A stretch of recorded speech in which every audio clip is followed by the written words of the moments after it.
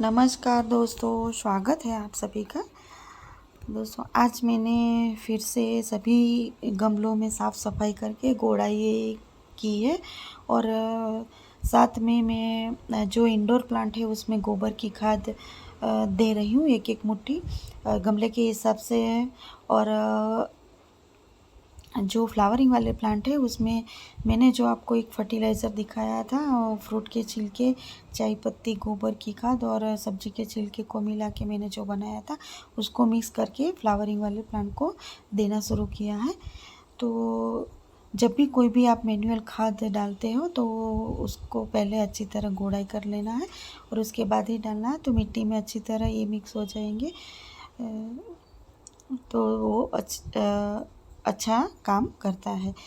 यहाँ पे ये साइड पे मैंने मेरीगोल्ड के कुछ बीज डाले थे, तो उसमें छोटे छोटे प्लांट निकल के आए हैं, तो इसीलिए वो थोड़ा साइड साइड पे ही मैं गोड़ाई कर रही हूँ।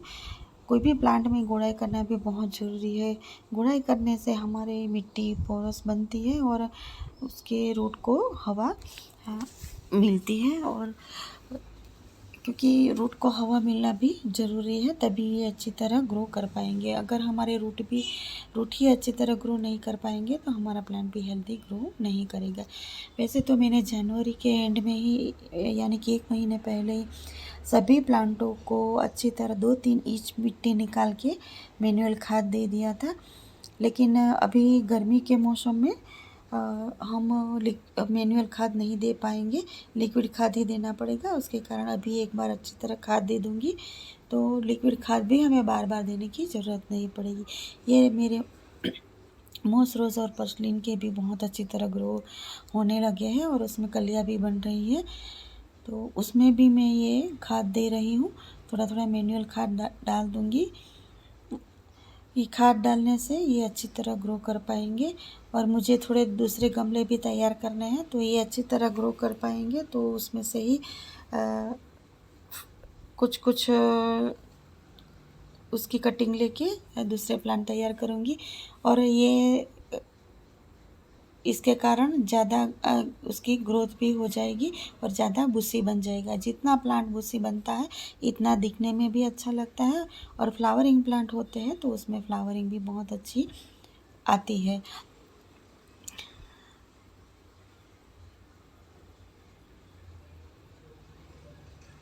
ये मेरे यहाँ नीम का बहुत बड़ा पेड़ है, और अभी ये पंखा ऋतु चल रही है तो बहुत सारे पीले पत्ते गिर रहे हैं, तो सभी गमलों में भी बहुत सारे पत्ते गिरे, तो उसको भी मैं साफ़ सफाई कर रही हूँ। वैसे तो अभी गर्मी के मौसम में इसी पत्तों से मैं मल्चिंग करूँगी, लेकिन अभी इतनी गर्मी नहीं हो रही, थोड़ा बहुत ठंडा एटमॉस्फेयर है, तो ये पत्ते इसमें पड़े रहेंगे तो ये फंगस क्रिएट करेगा। इसके कारण मैं अभी निकल रही हूँ, और सबको अच्छी तरह साफ़ सफाई करके गोड़ाई करके ये सभी इंडोर प्लांट में मैं ये गोबर की खाद डाल रही हूँ। दोस्तों हमेशा जब भी आप मैनुअल खाद दो तो वो अच्छा होना चाहिए। हमारा खाद अध कचरा होगा, मतलब कि अच्छी तरह बना नहीं होगा, तो ये प्लांट को नुकसान भी कर सकता है।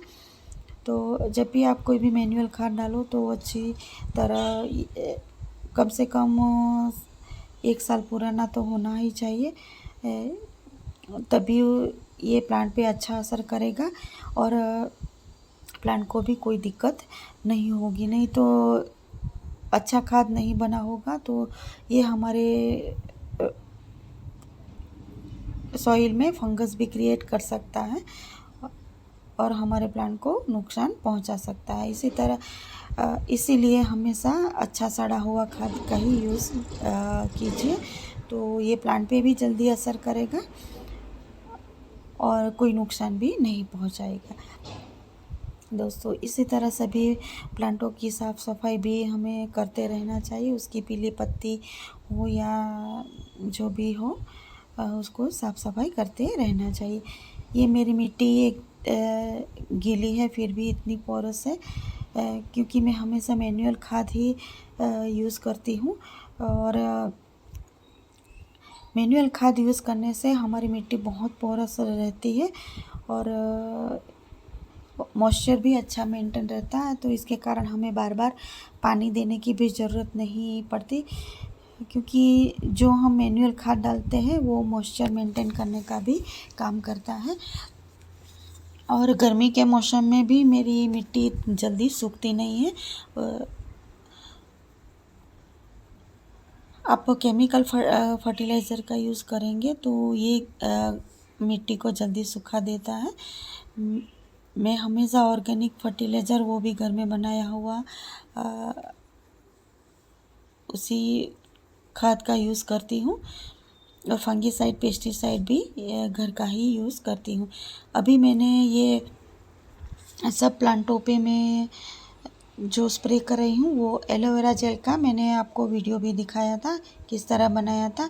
और उसमें लहसुन और मिर्ची का जो मैंने बायो एंजाइम बनाया था उसको मैंने डाला है और उसको डाइल्यूट करके मैं सभी प्लांटों पे स्प्रे कर रही हूँ, क्योंकि अभी ये मौसम में फंगस और कीड़ों का बहुत अटैक होता है। तो इसी तरह स्प्रे करेंगे तो उसमें फंगस कीड़ा नहीं लगेगा और हमारा प्लांट हेल्दी ग्रो करेगा। जो एलोवेरा का यूज़ करते हैं इसके कारण पत्तियों में भी बहुत अच्छी चमक आ जाती है। तो ये गर्मी के मौसम में भी ये मॉइस्चर भी मेंटेन करके रखता है। तो गर्मी के मौसम में मैं ज़्यादा एलोवेरा का इसी तरह स्प्रे करती हूँ। तो आपके इंडोर प्लांट और भी बहुत अच्छी तरह ग्रो करेंगे और एकदम हरे भरे रहेंगे। दोस्तों, इसी तरह मैंने सभी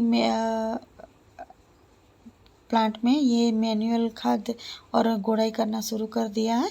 तो अभी ये थोड़े प्लांट में मैंने गोड़ाई की है तो मैं आपके साथ शेयर कर रही हूँ। इसी तरह सभी प्लांटों को मैं मैनुअल खाद दे दूँगी। ये जो पत्ते इसी तरह इकट्ठे होते रहते हैं उसको मैं पत्ते की खाद बनाती हूँ। दूसरे आसपास पेड़ है उसके पत्ते भी मैं बहुत सारे इकट्ठे करके लेके आती हूँ और पत्ते की खाद सबसे बेस्ट है। ये मेरा एरंथमम का प्लांट है, उसकी भी मेरे पास 4-5 वैरायटी है और उसकी कलर, पत्तों के कलर भी इतने सुंदर रहते हैं कि ये अभी ग्रोइंग पीरियड है तो अच्छी तरह ग्रोथ हो जाएंगे, उसके बाद तो बहुत सुंदर दिखेंगे। उसके फूल भी छोटे छोटे आते हैं लेकिन फूल से ज़्यादा उसके पत्तों की वेरिएशन बहुत सुंदर रहती है। ये ड्रेसिना के हैं, ड्रेसिना की भी बहुत सारी वैरायटी है। दोस्तों, आप भी इसी तरह आपके प्लांट में मैनुअल खाद दे दीजिए और अच्छी तरह सफाई कर दीजिए। उसके बाद जो मल्चिंग का है वो उसका भी मैं अलग वीडियो बना के आपको दिखाऊंगी किस तरह मल्चिंग करना है और गर्मी के मौसम में मॉइस्चर मेंटेन करने के लिए क्या क्या ज़रूरी टिप्स है उसका अलग वीडियो बना के आपको मैं सभी टिप्स बताऊंगी। दोस्तों, फिर मिलते हैं नई वीडियो में नई जानकारी के साथ। तब तक के लिए बाय, हैप्पी गार्डनिंग।